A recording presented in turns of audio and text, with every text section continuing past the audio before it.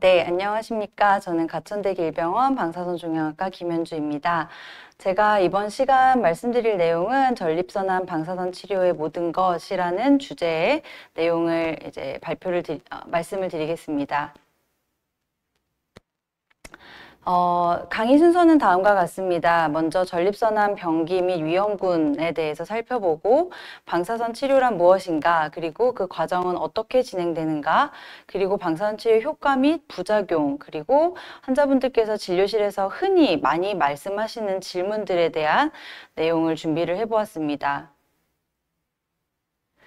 전립선암의 병기는 다른 고형암들과 동일하게 TNM 병기를 따릅니다. T병기는 이제 국소병기로 종양 자체, 이제 원발한 장기에서 얼마나 침윤이 되었느냐를 뜻하는 내용이고, N병기는 림프절 전이의 여부를 뜻하는 병기이며, M병기는 원격 전이 여부를 뜻하는 병기입니다. 그래서 T병기를 보시면 이제 1기와 2기가 보통 우리가 진료실에서 초기 전립선암입니다 라고 말씀드리는 병기로, T1기 병기는 전립선 내에 종양이 자라났고 영상에서는 보이지 않으나 조직학적으로 전립선암 세포는 확진이 된 경우를 의미합니다. T2기는 영상학적으로도 전립선암의 암덩어리가 관찰이 되는 병기이며, 주위 조직으로는 아직 뚫고 나가지 않은 병기를 의미하며, T3기는 이제 주위 조직으로의 침윤이 동반된 경우, 그리고 T4기는 주위 장기, 즉 방광이나 골반벽 또는 뒤쪽의 직장까지의 침범이 있는 병기를 뜻합니다. 그래서 아까도 잠시 말씀드렸지만 T1기, 2기 병기는 전체 병기 2기에 해당하고, 이제 T3기부터는 보시다시피 전체 병기 3기 이상의 국소 진행성 전립선암에 해당을 합니다. 그리고 T4기도 마찬가지로 국소 진행성 전립선암에 해당을 하나, 림프절 전이가 동반되는 경우에 전립선암은 병기가 4기로 올라가게 되고, 원격 전이가 동반된 경우에는 4기 B의 병기에 해당을 합니다. 그래서 흔히 T3기 이상의 3기 이상의 전립선암에 있어서는 표준 치료로 수술보다는 방사선 치료가 조금 더 표준 치료로 공고가 되고 있습니다. 다음으로 위험군 분류를 넣었는데요. 조금 보시기에 어려운 내용일 수 있습니다만 간략하게 말씀을 드리자면, 이제 T병기와 더불어 종양의 악성도를 뜻하는 글리슨 점수, 그리고 종양이 얼마나 진행됐는지를 나타내는 PSA 점수를 통합적으로 위험군을 판단하게 되고, 이것을 여기서 말씀드리는 이유가 결국에는 내가 전립선암이 진단이 되고 어떤 치료를 받아야 하느냐에 대해서 위험군에 따라서 치료 방법이 달라지기 때문입니다. 그래서 국소병기, T병기가 2기 미만, 그러니까 1기나 2기 초이면서 PSA 점수가 낮고 글리슨 점수가 6점 이하인 경우는 이제 저위험군에 해당을 하고, 이런 경우는 수술이나 방사선 치료 모두 다 비슷한 성적을 나타내는 굉장히 초기 전립선암에 해당하는 환자분이시고, 이제 고위험군 환자분들은 이제 T병기가 3기 이상이거나 글리슨 점수가 20점 이상이거나, 글리슨 점수가 8점 이상이거나 PSA 점수가 20점 이상인 경우, 그러니까 2개 내진 3개 이상, 이러한 위험 인자를 1개라도 갖고 있는 경우는 이제 고위험군에 해당하게 됩니다. 그래서 고위험군 환자분들은 이제 수술보다는 방사선 치료와 더불어서 남성 호르몬 박탈요법과 같은 치료를 조금 더 표준 치료로 권고를 드리고 있습니다. 그렇다면 이제 방사선 치료에 대해서 조금 더 중점적으로 알아보겠습니다. 방사선 치료는 방사선을 이용한 치료로, 방사선이라는 것은 결국 에너지를 가진 파장 또는 입자의 흐름이라고 정의되어 있습니다. 좀 와닿지가 않는 내용인데요. 결국에는 주로 X선, 감마선, 입자선과 같은 에너지를 가진 흐름을 종양세포에 조사를 해줌으로써 이제 종양세포의 사멸을 유도하는 그런 치료법이며, 높은 에너지를 가진 파장을 이제 쏘여줘야 되기 때문에 높은 에너지를 발생시키기 위한 선형 가속기 등의 장비를 필요로 하는 치료입니다. 그래서 기전은 방사선이 종양세포의 DNA를 손상시키는 것이 기전이고, 결국에는 이중 나선 구조가 끊어지면서 종양세포가 분열 증식하는 기능이 파괴되어 서서히 암세포가 사멸하는 것을 관찰할 수가 있습니다. 그렇기 때문에 결국에 방사선 치료의 효과는 오늘 치료했으니까 오늘 바로 살펴보면 종양이 줄어 있겠지 이런 개념이 아니라 시간이 어느 정도 지나면서 세포 자체의 DNA가 손상되어 사멸되는 과정이 필요하기 때문에 시간이 지난 이후에 종양 반응 평가가 이루어지게 되고 통상적으로 1개월에서 3개월 정도 지난 시점에 방사선 치료의 효과를 판정을 하고 있습니다. 그래서 이렇게 방사선을 쏘여서 종양세포만 죽일 수 있다면 정말 좋겠지만 주위에 인접해 있는 정상세포도 손상이 동반될 수밖에 없습니다. 그로 인해서 발생하는 것이 결국에는 방사선 치료로 인한 부작용이 되겠고, 이제 우리가 치료 효과를 높인다는 이야기는 종양세포는 최대한 많이 죽이고 정상세포는 최대한 보호하는 것이 이제 우리 치료의 목표입니다. 그래서 우리가 방사선 치료를 한다 하면은 보통 치료 기간이 5주, 6주 이렇게 길게 이루어지는 경우가 많은데요. 이렇게 분할 치료를 하는 이유가 방사선으로 인해서 세포의 DNA에 손상이 가해지지만 정상세포 같은 경우에는 일반적인 정상 세포들은 손상을 회복하는 기전을 또한 갖고 있습니다. 그래서 정상세포들은 빠르게 회복하는 특징이 있지만 종양세포들은 마구잡이로 생겨난 세포들이기 때문에 회복력이 정상세포들보다는 떨어지게 됩니다. 그래서 종양세포의 손상은 많이 일어나고 정상세포는 손상을 최소화시키기 위해서 이렇게 쪼개서 치료하는 분할 치료가 이루어지게 되고 그로 인해서 방사선 치료가 5주에서 6주라는 기간이 소요가 되게 되는 것입니다. 방사선 치료의 적응증, 이제 전립선암에 국한돼서 볼 건데요. 이제 근치적인 목적으로, 즉 수술을 하지 않고 방사선 치료 단독으로 완치를 시키고자 하는 목적으로 치료가 진행되는 경우입니다. 그래서 아까 잠시 언급드렸다시피 초기 전립선암, 특히 저위험 그리고 중등도 위험군에서는 근치적 목적으로 방사선 치료와 수술이 비슷한 예후를 나타냅니다.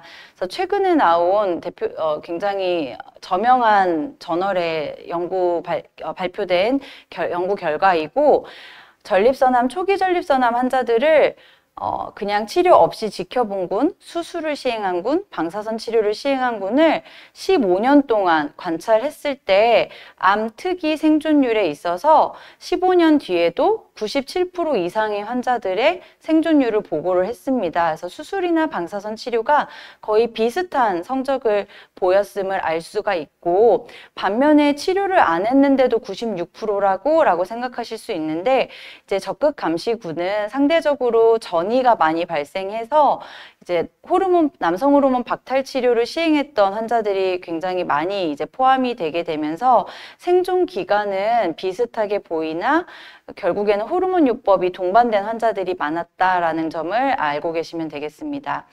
그리고 국소 진행성 전립선암은 이제 고위험군에 해당하는 환자들입니다. 그래서 이런 환자분들은 조금 더 수술보다는 방사선 치료를 표준으로 권고를 드리고, 림프절 전이를 동반한 전립선암은 물론 병기가 좀 많이 올라가기는 합니다만 남성 호르몬 박탈요법과 함께 방사선 치료를 시행을 하고 있습니다. 그리고 수술을 했는데 또 방사선 치료를 받게 되시는 경우들도 우리가 접하게 됩니다. 그래서 환자분들은 굉장히 큰 상실감을 가지고 외래방을 방문하시는 경우들이 많은데요. 이제 내가 수술을 했는데도 재발을 했답니다. 내가 큰일이 난 것 같습니다. 이렇게 굉장히 절망감을 가지고 오시는 경우가 많은데, 수술 이후에 방사선 치료를 통해서 충분히 완치가 가능합니다. 그래서 수술 후에 PSA가 잘 떨어졌는데 병기가 3기 이상이었거나 절제연이 양성이었거나 또는 그 이외의 다른 위험 요인들을 다수 갖고 계셨던 경우에 결국에는 보다 보니 PSA가 0.2 이상으로 올라가더라, 또는 수술했는데 PSA가 한 번도 0.2 미만으로 떨어진 적이 없다, 이런 환자분들은 방사선 치료를 시행을 하시는 것이 필요로 되어집니다. 하지만 방사선 치료는 수술 이후 바로 시행하는 것이 아니라 최소 3개월은 경과하고 수술 이후에 회복이 어느 정도 다 되신 이후에 받으실 것을 권고를 드립니다. 그래서 전립선암의 방사선 치료의 기법으로는 외부 방사선 치료와 근접 방사선 치료, 우리가 브라키테라피라고 부르는 치료가 있습니다. 일반적인 방사선 치료라고 한다면 외부 방사선 치료입니다. 그래서 환자의 몸 밖에서 방사선을 조사해 주는 것으로 X선을 이용해서 선형가속기를 이용해서 치료를 시행하게 됩니다. 이제 반면에 브라키테라피는 체내에 방사선 동위 원소를 삽입을 해서 종양 전립선 내부에서 방사선이 나오도록 하는 치료법입니다. 조금 더 자세히 살펴보면 이제 브라키테라피는 전립선암 모든 환자분들이 시행받으실 수는 없습니다. 그래서 초기 전립선암 환자분들을 대상으로 치료가 가능하고 저위험군 환자분들이 치료를 받으실 수 있습니다. 그리고 전립선 크기가 50cc 미만이어야 하고, 그리고 이전에 전립선 비대증 경요도 수술 과거력이 없어야 이 치료는 시행이 가능합니다. 아까도 말씀드렸다시피 전립선 내에 요오드 125 동위원소 시드를 삽입하는 치료법이며 전신마취 하에 수술실에서 2~3시간 정도가 소요가 되고 1박 2일 입원 기간을 필요로 하는 치료입니다. 그래서 브라키테라피를 시행한 환자에서 엑스레이를 찍을 경우에 이렇게 전립선 내에 동위원소를 포함한 시드들이 예쁘게 박혀 있는 것을 관찰할 수가 있습니다. 다음으로 이제 일반적인 방사선 치료의 기법인 외부 방사선 치료에 대해서 말씀을 드리겠습니다. 그래서 실제 환자의 전립선암 환자의 방사선 치료 계획 영상입니다. 그래서 전립선이 있는 위치에 외부에서 방사선을 조사해서 우리가 종양을 죽이기 위해 필요로 되어지는 방사선을 조사시키는 것이고, 정확하게 치료하기 위해서 이제 각종 노력들이 이제 방사선 종양학과 의사들이 다양한 노력들을 하게 됩니다. 그래서 앞으로 강의에서 계속 말씀을 드리겠습니다. 그래서 전립선의 위치는 옆모습에서 보시면 뒤쪽으로는 직장이 위치해 있고 전립선 위쪽으로는 방광이 위치해 있습니다. 그래서 그 사이에 있는 전립선을 치료를 해야 되기 때문에 이 자리를 치료를 함으로써 생길 수 있는 부작용도 있고 저희가 주의해야 되는 사항들도 생기게 됩니다. 조금 더 자세히 살펴보면 먼저 우리가 치료를 받을 때 접하게 되는 방사선 치료 기계는 굉장히 다양합니다. 근데 이것들을 통틀어서 칭하는 이름은 선형가속기라는 이름으로 우리가 방사선 치료 기계를 부르게 되고요. 이제 환자분들이 오시면 이제 각각의 치료 기계 이름 토모테라피, 노발리스, 트루빔, 벌사, 사이버나이프 등등등 다양한 이름의 치료 기계들에 대해서 여기는 이 치료 기계가 있나요? 이런 질문들을 하시게 됩니다. 근데 결국에는 이런 치료 기계들에 대해서 어떻게 이해하시면 되냐? 저는 흔히 환자분들한테 비유를 우리가 텔레비전이 있습니다. 텔레비전이 되게 다양한 가전 회사에서 나옵니다.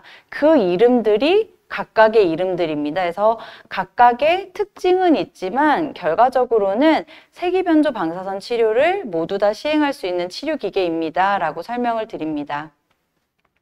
그 이외에 최근에는 입자 치료도 또 이제 국내에서 활발하게 진행이 되고 있고 양성자 치료, 중입자 치료가 입자 치료에 해당하는 치료기계들입니다. 그래서 세기변조 방사선 치료가 어떤 것이냐라는 개념을 조금 더 자세히 설명을 드리고자 하는데요. 결국에는 종양에는 굉장히 정확하게 방사선을 쏘이면서 주위에 있는 정상장기는 최대한 보호하겠다라는 그 방사선 치료의 목표를 달성하기 위한 치료 기법이고, 이제 과거에 80년대, 90년대 2차원 치료가 진행이 됐다면 90년대에서 2000년대까지는 3차원 입체 조형 치료가 주로 시행이 됐고, 최근에는 모든 전립선암 환자분들이 세기변조 방사선 치료라는 것을 시행을 받고 있습니다. 그래서 이렇게 전립선 바로 인접해서 정상장기가 있고, 이 정상장기에는 방사선을 최대한 안 들어가게 해주고 싶다면 과거의 2차원 치료는 빼주는 것이 불가능했습니다. 3차원 입체 조형 치료도 방사선의 각도를 다양하게 쏘여주어서 최대한 종양 모양을 따라가면서 치료는 가능했지만 사이에 포함되어 있는 정상장기까지는 빼주기가 어려웠다면 세기변조 방사선 치료는 종양에 인접해 있는 정상장기까지 최대한 방사선이 들어가지 않도록 제한하면서 치료를 시행하는 것이 가능하게 해준 그런 치료 기법입니다. 그래서 실제 환자의 치료 플랜을 보시면 3차원 입체조형 치료와 세기변조 방사선 치료의 플랜입니다. 동일한 환자에서 치료 계획을 진행을 했는데 통상적으로 전립선에 대해서 쏘여주는 방사선 치료 선량을 빨간색으로 도식화했을 때 세기변조 방사선 치료가 훨씬 더 정확하게 종양에 방사선이 조사되고 또한 반면 저선량 범위를 보았을 때 동일한 타겟이고 동일한 환자임에도 저선량이 분포하는 영역이 3차원 입체 조형 치료에 비해서 훨씬 적다. 그러므로 주위에 있는 정상장기로 들어가는 방사선량을 최소화시켜 줄 수 있는 치료 기법이다라고 이해하시면 되겠습니다. 그 이외에 실제 이제 치료실에서 환자분에게 정확하게 치료가 들어가는지를 확인하기 위한 절차이고 모든 환자분에서 지금은 시행이 되고 있습니다. 그래서 환자분은 치료실 안에 누워 계시지만 밖에 있는 치료 조정실에서 이제 영상 유도 방사선 치료가 다 진행이 되고 있고 실제 환자분의 치료를 설계한 영상은 이제 왼쪽 좌상 부위에 위치해 있는데 실제 환자분에게 치료실에서 찍은 영상이 이 아래쪽에 있는 영상입니다. 그래서 그날 환자분의 일중 변동도 확인할 수가 있고 환자분이 방광의 위치, 직장의 위치, 자세 이런 모든 것들을 다 확인하고 치료가 들어가기 때문에 굉장히 정확하게 실제로 치료가 진행되는 것을 우리가 알 수가 있습니다. 그래서 방사선 치료의 과정은 그래서 이렇게 정확하게 치료가 진행되기 위해서 굉장히 다양한 과정이 필요하고 환자분들이 이제 저희 진료를 보러 오시면 오늘부터 치료를 할 준비를 하고 왔습니다. 이렇게 말씀하시는 경우가 굉장히 많습니다. 그래서 방사선 종양학과 외래를 오시면 그날부터 방사선 치료를 받으실 수 있는 것은 아닙니다. 그래서 진료를 보시면서 어느 부위에 얼만큼의 방사선을 치료를 할 것인가를 결정하게 되고 그 이후에 정확한 치료가 진행되기 위해서 다음과 같은 여러 과정들이 필요로 되어집니다. 그래서 대부분 한 1주일에서 2주일 정도가 소요되는 과정이고 그 과정 중에는 이제 계획용 CT를 촬영하고 그 CT에 치료 타겟을 도식화하고 치료 설계를 작업을 하고 실제로 그 치료 기계에서 실제 치료가 그렇게 들어가지는지 선량 확인 정도 관리를 하는 과정을 거쳐서 치료가 진행이 됩니다. 그래서 각각의 과정을 조금 더 자세하게 설명을 드리자면 이제 계획용 CT라는 것은 의사가 환자분한테 어디를 얼만큼 치료하겠습니다 라는 결정을 하고 나서 방사선 치료를 시행받을 부위에 대한 CT를 촬영하는 작업입니다. 그래서 검사를 하기 위한 목적이 아니라 우리가 설계를 진행하기 위한 과정이고 환자분이 실제 치료받으실 자세에 대해서 고정장치를 제작하고 또는 치료의 기준이 되는 조준선을 환자분 몸에 직접 그림을 그리는 작업을 하게 됩니다. 그 다음으로 이렇게 촬영된 치료 설계용 CT 영상에 이제 담당 방사선 종양학과 의사가 어디를 얼만큼 치료할 것인지 종양에 대해서 하나하나 다 그림을 그리고 주위에 있는 정상 장기까지 모두 컴퓨터를 이용해서 이렇게 그림을 다 그리게 됩니다. 그러고 나면 다시 컴퓨터를 이용해서 우리가 그려놓은 종양에는 최대한 많은 방사선이 들어가고 주위에 있는 정상 장기에는 그 방사선량을 최소화시키기 위해서 최적의 방사선의 빔의 방향이나 개수들을 정하는 작업이 진행이 되겠고 이렇게 방사선 치료 설계가 결정이 되었다면 실제 치료 기계가 우리가 만든 이 설계대로 방사선을 쏘여줄 수 있는지를 확인하는 절차도 남아 있습니다.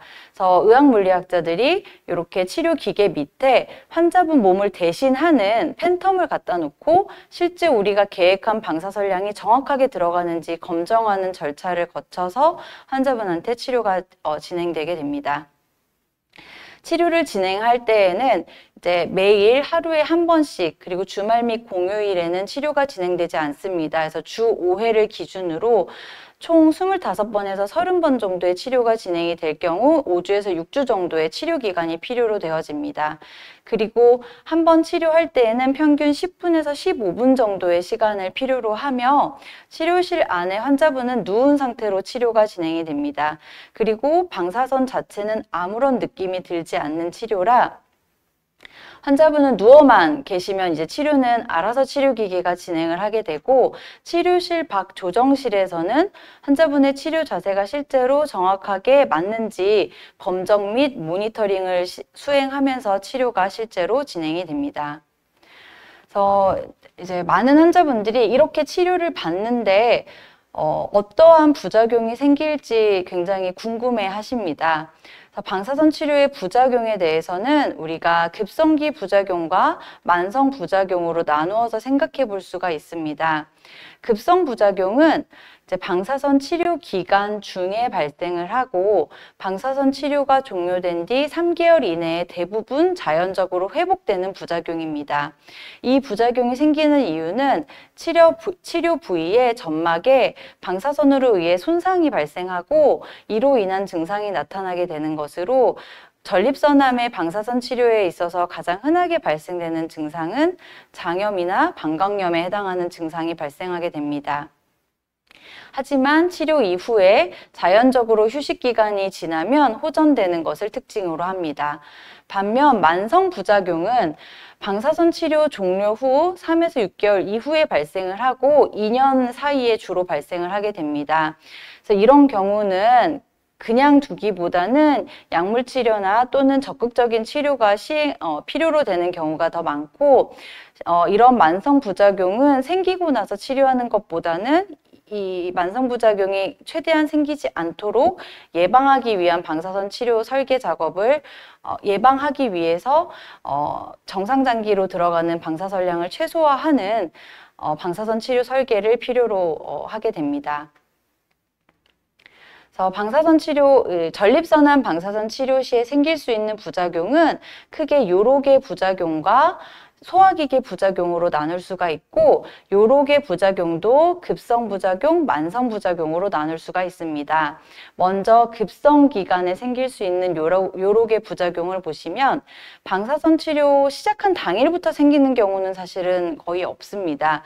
방사선 치료가 시작이 되고 치료가 누적이 되면서 한 1주에서 2주가 지난 뒤부터 서서히 증상이 발생하게 되고 대부분 치료 종료 3개월 이내에는 증상이 호전이 되게 되는데 대표적인 증상으로는 빈뇨, 절박뇨, 잔뇨감, 배뇨통, 요로 폐색 증상 등이 발생하게 됩니다. 근데 이제 환자분들 중에는 대부분 방사선 치료 전부터 전립선 비대로 인해서 이러한 증상을 동반하거나 또는 이제 연세가 드시면서 하부 요로계 증상을 동반한 채로 치료를 받게 되시는 경우도 많기 때문에 정확하게 이게 방사선 치료로 인한 부작용인지 아니면 원래 있었던 증상인지를 딱 잘라서 구분할 수는 없습니다. 하지만 치료 전부터 내가 있었던 증상에 비해서 치료 기간 중에 이러한 증상들이 조금씩 악화가 된다면 그 악화되는 원인은 방사선 치료로 인한 것일 가능성이 많고 그런 악화된 부분은 방사선 치료가 끝나고 나면 자연적으로 회복이 될 수 있다는 점을 아시면 되겠습니다. 그래서 치료 기간 중에 이러한 여러 개의 증상 때문에 약물의 새로운 복용이나 증량이 요구되는 경우는 약 20에서 30% 정도 환자분들에서 발생을 하고 그렇다고 하더라도 치료 종료 후에는 많은 환자분들이 회복이 됩니다. 반면에 만성 부작용은 치료 기간 중에 발생한 증상이 3개월이 지났는데도 지속되거나 또는 3개월 이후에 새로이 발생되는 경우입니다. 그래서 만성 방광염 증상이 주로 발생하게 되고 빈뇨나 잔뇨, 절박뇨 이것까지는 이제 급성기 부작용이랑 거의 비슷한 증상인데 조금 차이가 있다면 혈뇨가 동반될 수가 있고 심한 배뇨통을 동반하는 경우도 있습니다. 그러면 방사선 치료로 인해서 이러한 방광염 증상이 생겼다 있다면 그 치료는 좀 뭐가 특별하게 달라야 되느냐? 그렇지는 않습니다. 그래서 혹시라도 방사선 치료가 종료된 이후에 되게 오랜 기간이 지났는데도 이런 방광염 증상이 지속된다면 일반적인 만성 방광염에 준하는 대증적인 치료를 받으셔야 할 필요가 있습니다. 이제 그 다음으로 소화기계 부작용에 대해서 살펴보겠습니다. 마찬가지로 소화기계 부작용도 급성, 만성 이렇게 나누어서 살펴볼 건데요. 이제 급성 기간에 발생할 수 있는 소화기계 부작용은 마찬가지로 치료 시작 1, 2주 이후에 발생해서 종료 3개월 이내까지 증상이 있는 경우를 뜻하고 그 대표적인 증상으로는 잦은 변이 자주 마려운 느낌 또는 복통, 설사, 무름병과 같은 장염 증상이 발생하게 됩니다. 근데 전립선암 환자분들 모든 분에서 발생한다기보다는 전립선 단독으로만 치료하는 분들에서는 발생 빈도가 굉장히 낮지만 골반 내 림프절을 포함해서 치료하는 경우에 더 흔하게 발생을 하게 됩니다. 즉 고위험군 환자분 또는 중등도 위험군에서 조금 더 고위험군에 가까운 환자분 또는 림프절 전이를 동반한 환자분들에서는 이러한 소화기계 부작용이 생길 가능성이 조금 더 높아지게 되는 거고요. 그럼에도 방사선 치료 종료 후에는 대부분 다시 원래 기능으로 돌아오게 됩니다. 만성 부작용은 이제 마찬가지로 치료 기간 중에 발생했던 부작용이 3개월 이후까지 지속되거나 또는 3개월 이후에 새로이 발생되는 경우로 반복적인 장염 증상이 발생되는 경우 또는 또한 차이가 있다면 이제 혈변이 동반되는 경우입니다. 근데 이제 치료가 종료되고 치료는 치료 기간에는 아무 문제 없이 치료가 잘 맞춰졌는데 이상하게 치료가 끝났는데 3개월 뒤, 6개월 뒤에 자꾸 혈변이 생긴다. 근데 가끔 환자분들 중에 치질로 오인하는 경우가 있습니다. 물론 치질이 굉장히 흔하기 때문에 치질이 원인일 가능성도 있지만 전립선암에 대해서 방사선 치료를 받으셨던 분이라면 이제 직장 점막에 방사선 치료로 인한 후유증이 남아서 이제 그 직장벽에 모세혈관이 터지면서 이제 변에서 피가 묻어나오는 경우들로 전체 환자의 약 5% 정도에서 발생하는 것으로 되어 있고 특히 기저질환이 없는 건강한 환자들보다는 항혈전제를 복용하는 환자거나 또는 뭐 조절이 잘 되지 않는 당뇨 또는 투석을 받는다든지 여러 기저질환이 동반되어 있는 환자에서 조금 더 발생 위험은 증가하는 것으로 되어 있습니다. 그래서 내가 이런 기저질환이 좀 많고 또는 항혈전제를 복용한다. 내 방사선 치료를 하고 나서 3개월, 6개월, 1년 이렇게 지났는데 이상하게 매일매일 변을 볼 때마다 핏덩어리가 뚝뚝뚝 떨어진다. 그렇다면 방사선 치료로 인해서 직장 점막염이 발생했을 가능성이 있기 때문에 이러한 경우는 반드시 진료를 보셔야 합니다. 그리고 정말 심한 경우에는 장폐색 또는 장천공도 발생할 수 있는 것으로 되어 있으나 그 발생 빈도는 매우 낮습니다. 그래서 이러한 부작용들이 생길 수 있기 때문에 결국에는 이제 방사선종양학과 의사들은 이러한 부작용을 조금이라도 낮출 수 있다면 낮추기 위한 노력들을 이제 하게 됩니다.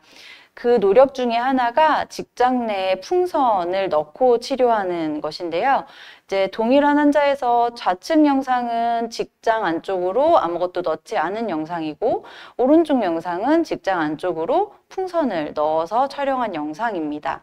그래서 풍선을 넣는 이유는 일단 치료할 때 전립선의 위치를 풍선이랑 골반뼈 사이에 위치시켜서 고정시키기 위한 목적도 있고 두 번째는 이 직장 점막, 직장벽에 조사되는 방사선량을 최소화시키기 위한 것입니다. 그래서 아래에 같은 환자의 치료 계획을 보시면 직장 내에 풍선을 넣은 경우와 넣지 않은 경우에 있어서 직장 내 풍선을 넣어준 환자가 이렇게 직장 점막에 들어가는 방사선량이 최소화될 수 있다. 그렇기 때문에 우리가 발생할 수 있는 부작용도 최대한 낮출 수 있겠구나를 알 수가 있습니다. 또한 이제 치료할 때 소변을 참고 치료하는 경우들도 많이 있습니다. 근데 이제 전립선암 환자분들이 하부 요로계 증상을 동반하신 경우가 꽤 많아서 치료하시러 오실 때마다 소변을 참고 오시는 게 조금 어려운 경우도 있기는 합니다. 하지만 이제 치료하실 때 가능하신 분들은 소변을 조금 참고 치료를 하시도록 설명을 드리는데, 이제 그 이유는 우리가 방사선의 조사 범위는 동일한데 방광의 소변이 비워져 있을 경우에는 이제 우리 복강 내에 있는 장들이 방사선이 지나가는 범위로 많이 내려오게 됩니다. 반면에 방광의 소변을 채우게 되면은 방사선 치료 조사 범위에서 장을 최대한 바깥으로 밀어 올릴 수 있는 효과가 있어서 이제 장에 조사되는 방사선량을 줄일 수 있다는 장점이 있고, 두 번째로는 방광 자체에도 고설량이 지나가는 영역에 방광이 포함되는 비율을 최소화시킬 수 있다는 점도 있습니다. 그래서 방광이나 장 두 가지 모든 측면에서 소변을 조금 채워서 치료할 수 있다면 고설량의 방사선이 들어가는 용적을 최소화시킬 수 있어서 부작용을 최소화시킬 수 있겠다라는 장점이 있는 준비 사항입니다. 하지만 이제 소변 기능이 좋지 않아서 나는 소변을 참는 게 너무너무 괴롭다. 그렇다면 참지 않고 치료를 하셔도 무방합니다. 소변을 참지 않는다고 방사선 치료의 효과 자체가 떨어지는 것은 아니기 때문에 이거를 못 채워오면은 내가 치료가 효과가 떨어지는 게 아닐까요? 불안해하실 필요는 전혀 없습니다.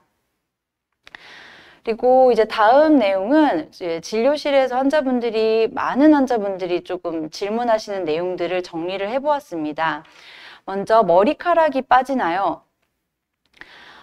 이제 방사선 치료는 치료 부위에 따라서 이제 발생할 수 있는 부작용이 다양하기 때문에 치료 부위에 따라 다르지만 전립선암의 방사선 치료로 인해서는 머리카락이 빠지지 않습니다.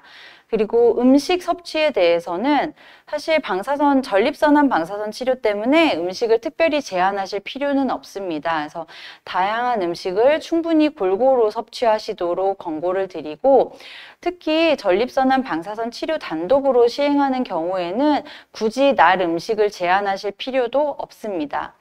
그리고 건강보조식품을 먹어도 되나요? 이런 질문도 굉장히 많이 하시는데요.